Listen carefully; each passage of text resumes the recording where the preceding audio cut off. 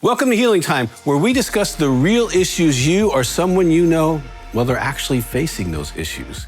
And we do this with biblical ideas so you can be a better minister to those that you minister to. Well, there's no bigger issue facing a woman who is not married than finding her spouse to share her life with. So today, we're going to talk about finding Mr. Right.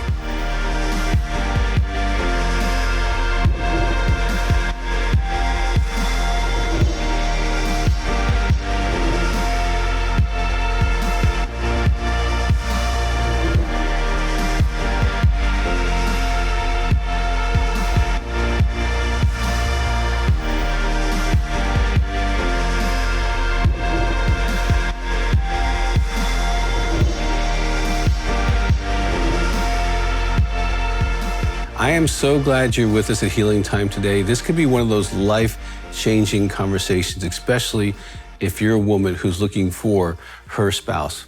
Well, I'm sure if you have a daughter or you have a granddaughter or you're unmarried and you're trying to find Mr. Right, it's a legitimate desire. I just want to validate that. It's a legitimate desire to find a godly man who can share his life with you. There's nothing wrong about that. God made you to want that. I wanted my daughter Hadassah to find the right man, and I am so blessed that she did. She has a great husband, and I'm so happy I just spent time with him this weekend. It was great. Her life and ours are much better with her husband chasing it because he is a Mr. Right. But you need to be able to find out, are they Mr. Right, or is this guy just kind of cloaked? Okay, that's not always everyone's story. However, I put together Finding Mr. Right so that you could be able to distinguish between Mr. Wrong and Mr. Right. So let me take you on an almost 40-year journey of my own life in counseling. For the last several decades, I have been doing 5-day intensives with couples who were dealing with a man who had a pornography addiction, committed ongoing infidelity, had intimacy anorexia, that he was intentionally starving his wife of spiritual, physical, and emotional intimacy. And he did this by being too busy for her, blaming her, withholding love, withholding praise, withholding emotions, withholding physical intimacy, controlling her with anger or silence or being critical. Now, if that sounds familiar, if you're in a marriage like that, you definitely want to check out the term intimacy anorexia. But this is what I've been working with. And all of these women experience trauma and betrayal from their husbands. So many of these women in counseling would say, I wish I knew back then what I know now, because they were exposed to the partner betrayal trauma material. They were exposed to the sex addiction material. They were exposed to married and alone material. And it's like, gosh, I wish I could have asked the right questions. I wish then I could have asked better questions earlier, is what they said. I wish I would have known before I gave him my heart, before I gave the ring, okay? Because they didn't have the insight of even the thing about men versus boys when they were younger. They just thought all males were men, and they're not. And that's one of like many things that you learn in Finding Mr. Right. I have been petitioned and commissioned by these women who have had their lives destroyed to create something for women of any age that finds herself unmarried for any reason, to be able to go on a journey, but know what she's actually looking for. You know, it's difficult if you don't know what you're looking for and all you're looking at is a gender. There's so much more to finding Mr. Right, or even how he makes you feel. Now, there's no guarantees, but this several-hour course is changing lives for women all over the world. I mean, they really get lit up when they watch this. Even my staff, when they watch, like, oh my gosh, I didn't know that I could ask that. I didn't know I could do that. Okay, so you can. And they do it online in groups, and they're telling us they are being very grateful just for a nugget. I mean, the nugget here and here and here, it's full of wisdom that you can add to your arsenal to make the best choice.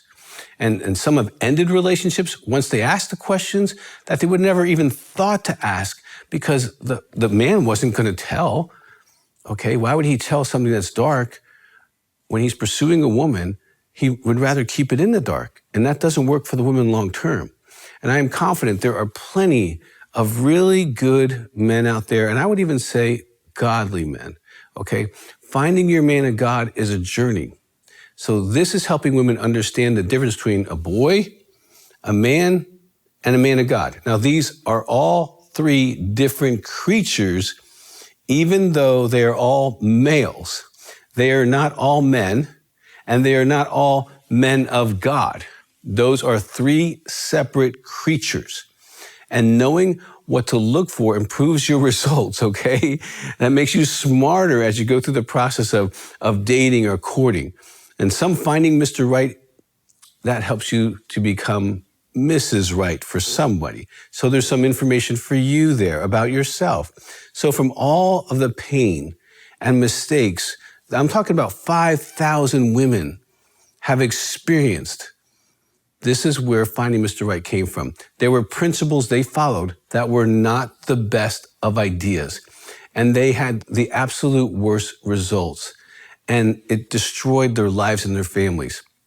Had they known the things that are in Mr. Right, they could have saved themselves so much pain. Honestly, my hope is having this conversation today is that every woman in church would have this information, that you would start your ministry in your church, in your home, online, somewhere. And you would just reach out to a group of women and say, let's go through this workbook together. Let's download this. Let's do this work so that we can prepare ourselves. Scripture talks a lot about preparing. If you're going to build a tower, know what it's going to cost. Know what the labor is going to be. Well, dating is the most important thing you're building towards a marriage. You're building something that's going to last decades, hopefully. You're building something you want to end your life with, invest your time with, have babies with, have grandchildren with. That's the biggest decision. And let me ask you a question. Where are you getting trained? Who's helping you? And most churches, they basically say, just don't have sex and that's it. They don't ask you any questions. That's not training. Okay, so if you're a woman who for the first time is going towards this process, this will help you.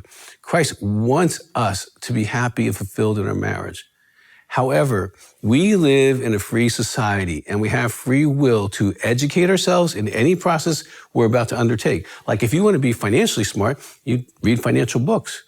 If you want to be relationally smart, you will need to get relational information. And ask yourself, who's training the women in the church to date well and have healthy relationships, have boundaries, and honor Christ? If a name doesn't come to you, assign yourself if you're a woman.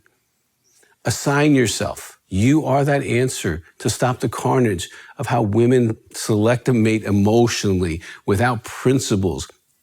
You can stop some of them from suffering, and you can actually help them have a much better life. Okay, I don't want to see the tears I've seen for 40 years in the church. I would like to stop some of those before they start. And you can help by helping the people that are close to you. And we can do this in every church. So be prepared to become prepared to serve these women and men. And stay with us as you're going to learn so much as well. And pastors, I encourage you, if you're listening to me, just assign a woman in your church who's a godly woman who can push a button and can love some women as they go through the workbook. That's all they need to be qualified, okay? And take this ministry on so that when you're doing weddings, it doesn't have to increase your counseling load, okay? I've been a pastor. If you get them married, you want them to really move towards happily ever after with Jesus. You don't want to have to be spending 1 or 2 hours a week trying to coach them through this decision, okay? If they do the work in finding Mr. Right, they're going to be in a much better place, and you're going to feel really good when you say, I now present to you Mr. and Mrs. whatever their name is. So I encourage you, pastors, stay with us as we continue to walk through finding Mr. Right, because this is a big decision, and you don't want this one to be a mistake because it's so expensive. So stay with us.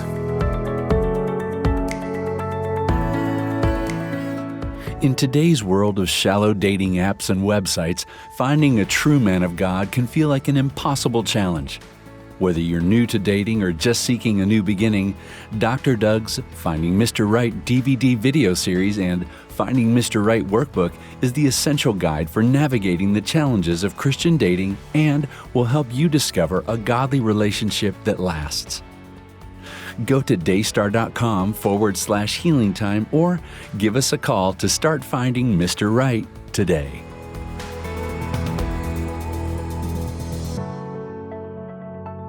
In this segment, I want to address the question, why am I dating? Now, we know that he who finds a wife finds what is good and obtains favor from the Lord. That's Proverbs 18:22. Everyone, for the most part, there's a few exceptions that are called to being single, but most of us are not, is expected to date, fall in love, procreate, and become grandparents, okay? We're talking about many decades of life together. However, when you date, it's all up to you. I know girls in junior high who felt pressure to have a boyfriend. Now, although I'm not opposed to dating early, it will almost always end up in a breakup and a beautiful girl with a heartache. And it's so hard to watch. Some wait until they reach a good college and they find a real job. More importantly, the question to ask is why you date. You may never even ask yourself, or your granddaughter may never ask herself, or your daughter may never ask herself, and you may never even ask them, why am I dating? Why are you dating, darling? Let me give you the 3 primary reasons I've heard women, and men for that matter, say they date. And they are what they are, okay? This is just coming from my experience. Entertainment. They want to be entertained. They want to go out to eat. They want to go to movies. They want to be taken out. They want someone else to pay for it. And it's a wonderful thing being a woman. It's different being a man, right? Because we go, okay, we're going to date. This is going to cost me that, okay? We have to count the cost, literally, and see if we can even afford it before we go into that process.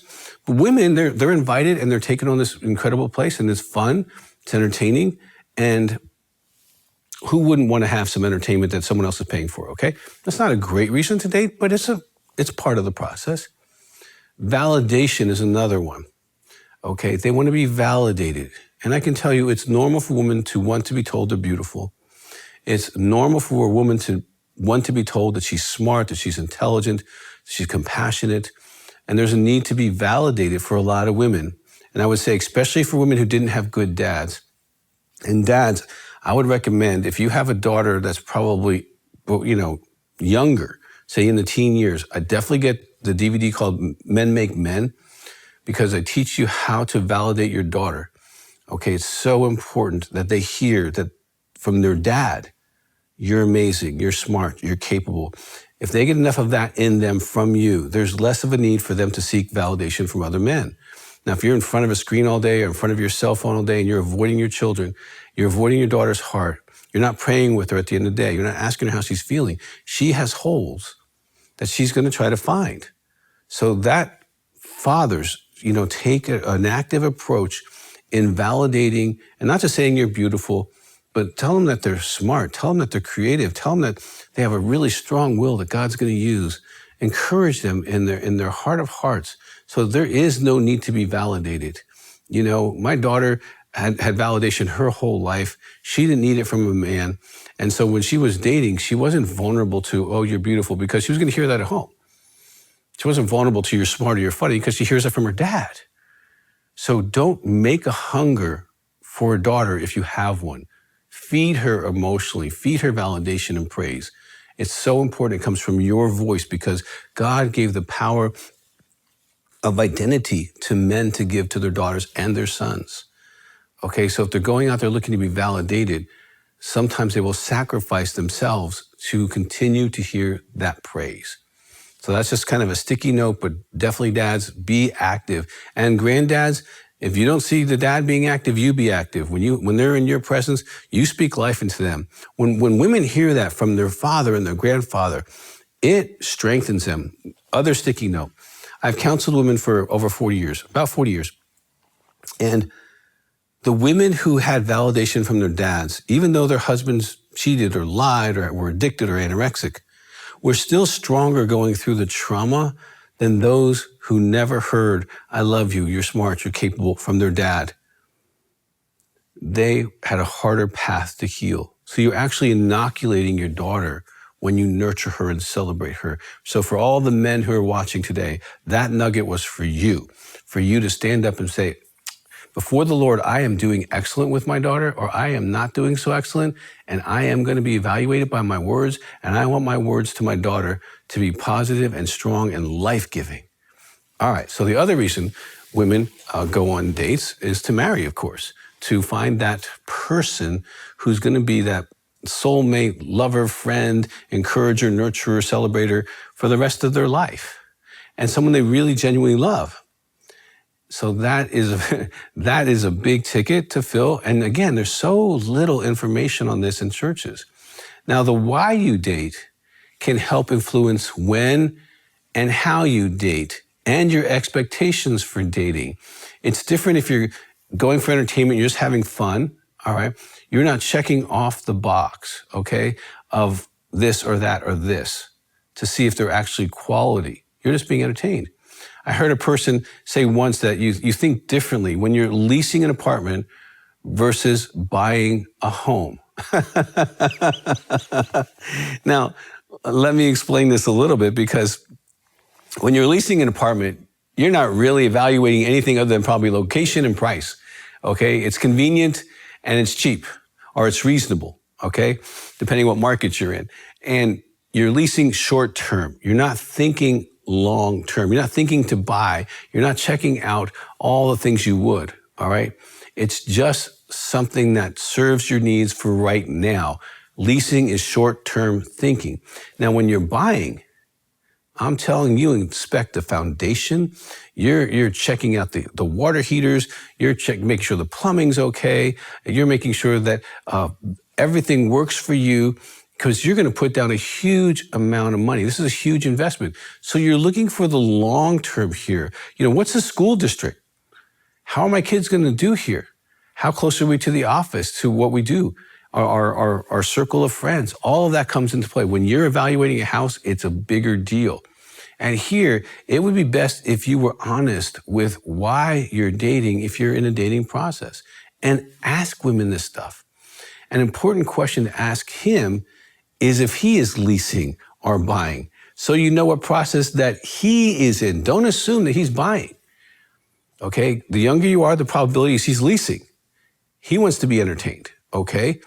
And you need to know what his thinking is. This way, you're both on the same page. If you're both entertaining, that's fine. You don't expect anything. But if you're both looking for a spouse, you're looking differently. And you can also look at the past behavior in your life to answer the questions why you were dating. You know, was this decision made emotionally, which is really normal? Did you receive more than you give in the relationship? Do your relationships last, or are they short? Is it about your image, or, you know, more than about who he really is? How well do you know them before you even start dating them? Can you just meet online? Which I don't advise at all. In the material, I go through the guidelines if you're going to do that, and it's very helpful.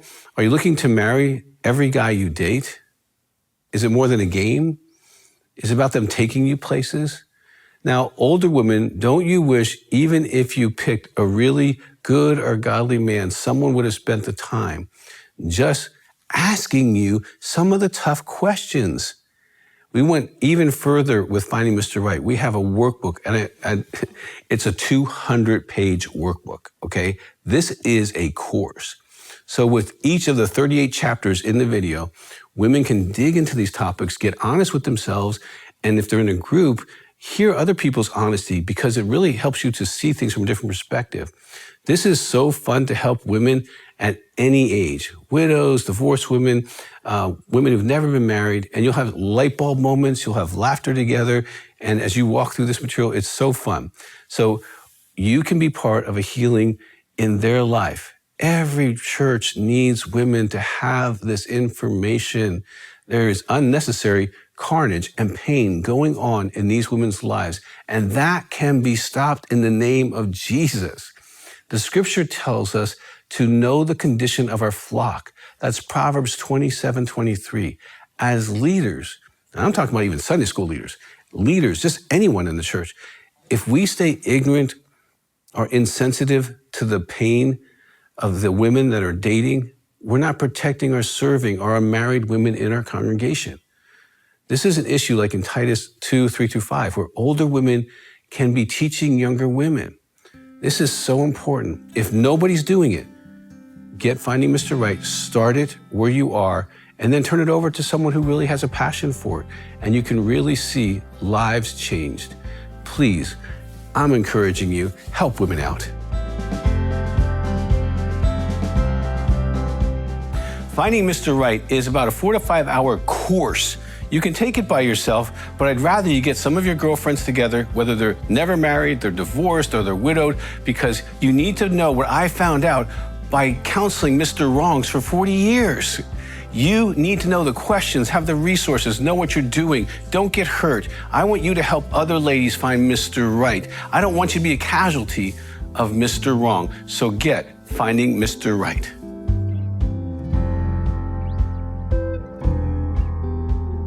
I hope you're enjoying talking about finding Mr. Right. I love this topic. I really do. It lights women up that there's actually hope in clarifying this. I want to give you an idea out of the material. I call it dating with a mentor couple. And when I present this at conferences, oh my gosh, it challenges our American independent, I do everything by myself mentality. And I want to share this because it's different from the culture's singleness. That whole idea of being single, you cannot be single as a Christian. You're married without a spouse, but you cannot be single. It's impossible if you're married to Christ. Okay, so before I give you this idea, I want to provide some context. Suppose you're young, you're starting in life, but you desire to be significantly wealthy. I want to be rich. And there's nothing wrong with desiring, having wealth if you're serving the kingdom and you're using it for the kingdom. Now, would you go to all your poor friends and ask them to give you guidance and their advice? They've never managed a stock portfolio. They never invested and sold real estate or ran and sold a business. No, you wouldn't go to your equally poor friends. No, it's so funny. I mean, you would seek out godly women or a couple who's been successful and see if she or they will mentor you. Okay, they can walk you through tithing, savings, looking for opportunities, how to buy a house, having others pay rent as you build your business, all kinds of ideas that you don't know about. A mentor will walk you through the process, help you clarify your decision, and help you be accountable for reaching your goals. Now, in any field of your life, if you want to improve, if I want to improve, finding a mentor already ahead of you can help you get there quicker, more efficiently, and more intelligently. I've seen this work in my life so many times. Now, let's talk about dating with a mentor mindset. Not I do it on my own. I did it my way. Not that mentality, which is the Western mentality. The most important decision is an independent decision. The bigger the decision, the more people I want involved in the decision. If I'm making a $100 decision, that's different than if I'm making $100,000 or $1 million or a $5 million decision. And the more money goes out, the more people are in my world to make that decision with me. Now, your dating mentor would be good to be a married couple, significantly older than you, whose marriage that you can respect. They love each other. You can tell they're godly, they're following Jesus because they've been through some things. They've made mistakes. That's what makes them wiser. And they've watched other couples for decades make it, not make it, be challenged. You want to pick this mentor couple before you get into a dating relationship. You want to ask them if they will be willing to mentor you as you date. And most couples, honestly, they feel honored that you would choose them for this. And I've never had a woman tell me that someone said no. Okay. Now, the first role of a mentor dating couple would be to interview your potential date. Now, this is going to get really funny for you, but it really works, okay? And this is so good for everybody, man or woman. And men, if you're watching and you're dating, get a mentor couple as well. First, if Joe, your potential date, is unwilling to meet your mentor couple and be interviewed, he doesn't want any accountability, which is a terrible characteristic for a man. If you want to marry a man or a man of God, you want them to be able to accept accountability.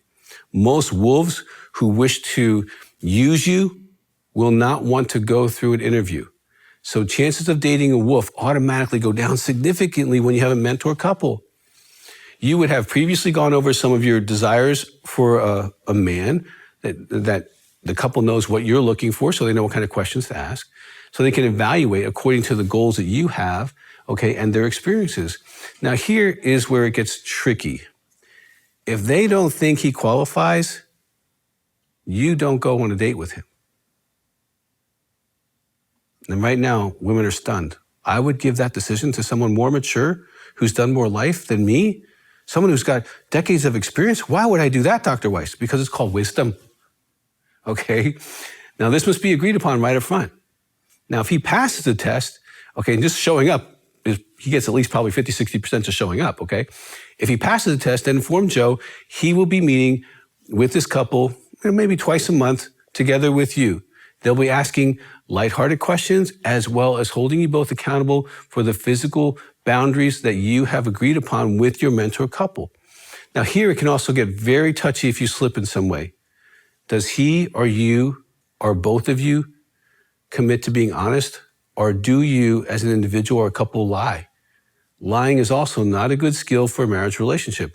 So seriously think about the pros and cons of dating with the least amount of experience and knowledge, as the world does it, or having a dating mentor couple that can help you, might add value and safety to your dating process. Okay? I was in a church, I did this conference. Months later, she came up to me because of my home church, and she said, I asked Joe to see this couple, and he did. And I knew the moment I was sitting there, I was going to marry him. It makes me cry just thinking about that, because I know this girl, and it was precious, okay? You deserve this. And ladies, you deserve women in your church to do this. If you don't have a ministry in your church, if you're sitting at home, open your home to the younger women or divorced women or widow women in your church. Please walk through this material with them. Do the ministry of Jesus. You can. You don't need permission to open your home, your office, or your friends on Facebook. Do this workbook together. Do this material. Please. It can change their life.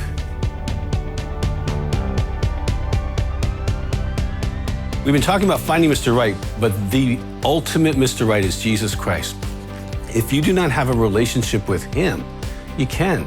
It's not hard at all. He loves you. He wants to be married to you. He wants to be connected to you, whether you're a man or a woman. He wants to love you and shower you with so many blessings. The first step is opening your heart and saying, Jesus, forgive me my sins. I need to come home. I accept you as Lord. Fill me with your Spirit. Anything that kind of sounds like that, he'll hear your heart and you'll have eternal life with him. We want to get you the book of John, has a QR code in it so you can understand what you're reading. And we want you to walk out your life with Jesus, the real Mr. Right.